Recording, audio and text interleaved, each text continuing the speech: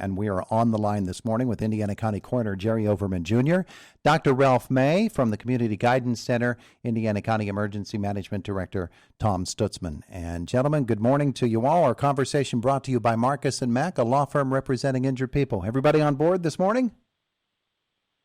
Yes, sir, Todd, I'm here. Terrific. Dr. May. Yes, good morning. It's Dr. May. Good morning to everybody. Let's start with you, Jerry Overman Jr., and talk about various issues regarding COVID-19 and the county's response to it, but more importantly, people as general population members and some of the issues that maybe we don't consider as often as we could, and mental health certainly is one of those, isn't it? Absolutely. Yeah, Todd, as we were discussing, I'm sure you're probably already aware, the COVID cases have really began to rise here starting in early November, even in some late October. We've seen, in the spring we had a few throughout the summer, but now the fall's like setting in, the numbers have increased greatly. Right now I'm sitting on like 54 deaths contributed directly to COVID, and 8 other deaths that were COVID was noted, but not the main cause of death. It could have contributed in some way, but wasn't the main portion of it. Mm-hmm. We also noted that we're still seeing it in nursing homes. We're also seeing it now more coming from people with private residence, which, obviously becomes even a bigger concern because we have no way to regulate who goes in and out of a residence and what that causes.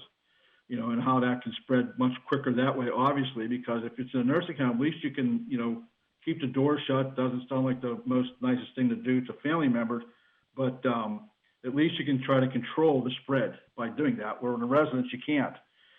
Another thing it's just doing is taking a major toll on our healthcare workers.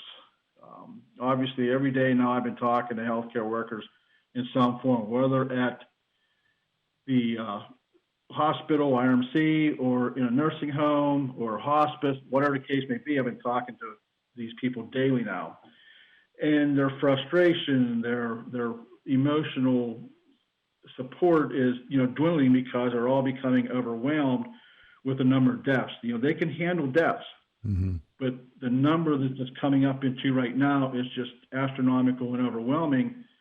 Whenever you're reporting, from one agency, you can report 5-6 deaths a day. That becomes a burden upon their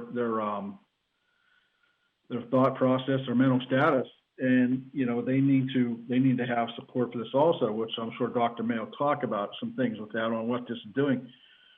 But it's hurting, and plus, when you look at these people, these nurses, physicians, whatever the case may be, healthcare worker, they're also becoming ill, and they have to isolate. They might not even be really sick. They might be asymptomatic, but they are now have to stay home. Mm-hmm. So now it takes the shorthandedness for the other nurses to take and have to pick up that difference and move on. All right, so now you're talking your nursing staff shorthanded. You're talking that they're worried about, am I going to get COVID, take it home to my parents? I'm trying to act as this person's family and their caregiver. I got to deal with their end-of-life issues that they have coming up. So you can see how this is stressing, everybody. And it's I guess it just comes down to it that we all, as citizens of this county, need to try. Sorry about that. My phone keeps ringing from other ones right now. So, but they need to somehow figure out. People need to figure out how they can keep their social distance and still do the festivities they want through over the holiday period, because I'm afraid that January, will come along, and we're going to have another uptick because of Christmas. Yeah, absolutely. Which, I don't want to see. We had one, and I think Tom can probably back us up with some of his information. An uptick that's probably generated mostly from Thanksgiving. Mm-hmm. Now we don't want to happen again. And I get it. I don't want to be away from my family in the holiday season, but just for my in-laws and my mother's sake, I'd rather stay distant to keep them safe. Yeah. Tom Stutzman, let's bring you into this conversation. He mentioned the fact that you're seeing the upswing, and that came after Thanksgiving. And it's difficult to say that it is more responsible than any other cause, but it certainly seems to be something to narrow in on, and it is something that we can control with the coming holiday. Certainly, yes. We have seen in the last couple of weeks since Thanksgiving that we've seen a marked increase in the number of positive cases as well as the number of deaths, as Jerry mentioned. If you go back and you look at the numbers clear back to the time that we came into the green phase, we had a very slow progression through June, July, and August, and then it started to uptick a little bit into September and October. But as Jerry mentioned, it really shot up within the last probably 10 to 14 days with the number of positive cases and deaths. And the odd thing in that, Todd, is the fact that the number of tests that we're performing countywide on a daily basis really hasn't fluctuated much through that entire period. The hospital's been reporting to me on a daily basis that they're running on average about 150 tests a day. So to see the number of positives and the number of deaths that come out of those stagnant numbers in test cases is kind of dramatic. Yeah, absolutely. And of course, you look at factors that go into those numbers, and you realize that then again that there's a tremendous burden being placed on our medical professionals and on other responders, first responders. I think, Tom, what a lot of people don't realize is that police officers, they're first responders, so every contact they have. Firefighters, they are first responders. Certainly citizens ambulance personnel, the doctors and nurses, the people who are working not only in the hospital but at our nursing homes, they're all first responders, and they're under just a tremendous amount of pressure, aren't they? Well, they certainly are, and they, it's not just like we're doing business as usual with this. Every time that any of those agencies interact with a patient, they need to be donning the proper PPE, and they are doing that. And, that is an added burden on them because it limits a little bit of what they're used to in patient contact. The other people to add to that list are all of the people who are doing home health or any type of home care that are now having to continue that work, but under these different circumstances. Absolutely. Dr. Ralph May, I want to focus on a word that Jerry Overman used a couple of moments ago, and that word was frustrated. Certainly, folks are frustrated with having to be so vigilant about their health, and sometimes they can loosen up a little bit, and that can cause a real outbreak. But there's also frustration within the medical community itself that the therapeutics have not developed as quickly as maybe some might hope that they would, and therefore they're finding themselves frustrated that there's not a lot that they can do, certainly in relation to what they could do with other conditions or diseases when it comes down to this. This is really, there are many facets of this pandemic that are psychologically terrible for us and stressful and challenging. The healthcare personnel, I think it's useful to think of them as infantry. They are going back to combat on a daily, continual basis, day in and day out. There's really very little respite. Your colleagues are getting sick. Some of your colleagues are falling around you, and you have to go back, and you want to go back because you don't want to quit. The problem is you don't have good weapons. The best you're doing is supporting some people and helping them recover, and you're losing people. And then I think what happens psychologically to our healthcare providers is they hear a lot of people not wanting to wear masks, not wanting to engage in mitigation, and that just adds to this frustration of, I'm fighting to keep people alive. I'm fighting a losing war. Now, the vaccine is going to change that, but we've got months to go before we're going to see the positive impacts of the vaccination system. So we've got some very difficult days ahead of us and weeks ahead of us in this battle. We've got a beachhead. I like how it was termed. We've got a beachhead now, at least. But a beachhead is the beginning, not the end of the war. And so our psychological stress on our providers, our first responders, our medical personnel, is going to continue to be significant as the time progresses.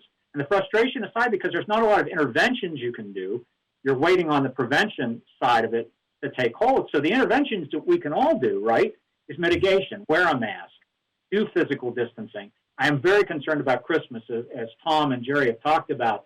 I'm just really worried that the quarantine fatigue, that people are just so desperate to reconnect with one another, to get the psychological comfort they need and reconnect, that we're rushing it. We're letting our guard down too quickly. Thanksgiving was terrible in terms of the impact on the viral spread. Christmas will be worse if we don't, because Christmas is an extended period of time where people have multiple days of interaction. And so we could really be up against it really hard in January and February if people don't take this seriously. And I know how hard this is. Businesses have made sacrifices. Families have made sacrifices. There are economic sacrifices, social sacrifices, educational sacrifices. Everybody's making sacrifices. But this is a battle. It's a battle against an unseen enemy that's very covert. People carry this and don't know it. Mm-hmm. We have to recognize that we're in a war with this unseen enemy, and we have to mobilize ourselves as such. I'm really concerned, and I've said this before, Todd, when we get through this, and we will, next year we will win this war. We will get through this. But the long-term impacts on our healthcare providers I'm very worried about, because they've been on the line, and our first responders on the line all the time. We're going to have to pay attention to the needs of people next year as well as now. Now we got to get through the immediate crisis, the immediate urgent mitigation and treatment, and then vaccination. But then we're going to have to deal with the ramifications. Jerry Overman, I know that you and the two colleagues that you have with you right now are aware that December is such a challenge because you've got the start of winter, you've got the start of a cold and flu season. As we've said, Thanksgiving has impacted our December. And here comes Christmas, which is generally thought of as a family holiday when families get together, and that's one risk. But then New Year's comes right after that, and that's where people like to get together with people who might not be in their family, and that becomes even riskier. Yes, that's true, Todd. And you know, the recent shutdown notices that the governor has issued through the Secretary of Health are all well and good. And, you know, that really has not slowed those types of gatherings because we all, for our entire lives, have done this, and it's family, it's historic, we need to do these things as a celebration for, you know, the holidays through December.